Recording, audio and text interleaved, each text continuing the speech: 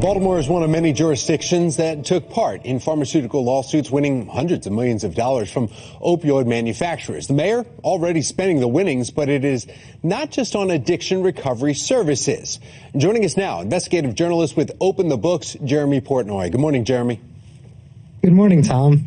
All right, so let's break down how much money and where's the mayor spending it? So this first supplemental budget we got is for $15 million. That's $10 million going straight to nonprofits fighting addiction. The other $5 million is mostly for salaries and administrative costs.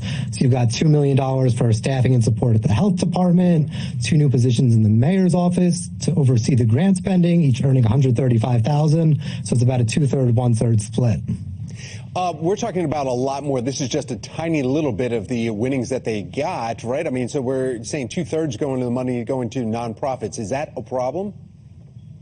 Well, it's a tricky balancing act, right? We want all the money to go straight towards addiction as quickly as possible.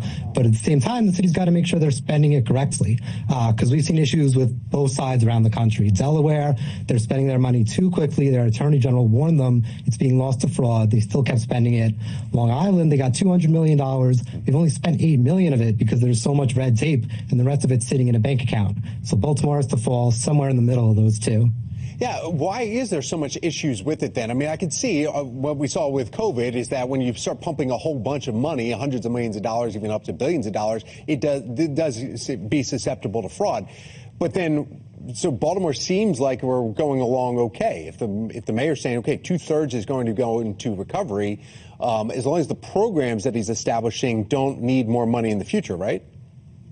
Right. For now, we're on the right track. The issue could arise where in the future where you've got these huge lawsuits pending where they're asking for $5 billion for Sincora and McKesson.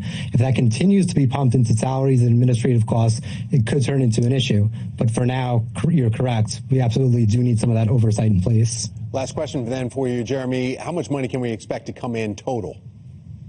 So that's the huge one, like I mentioned. They were asking for $11 billion. They've reduced it to $5 billion.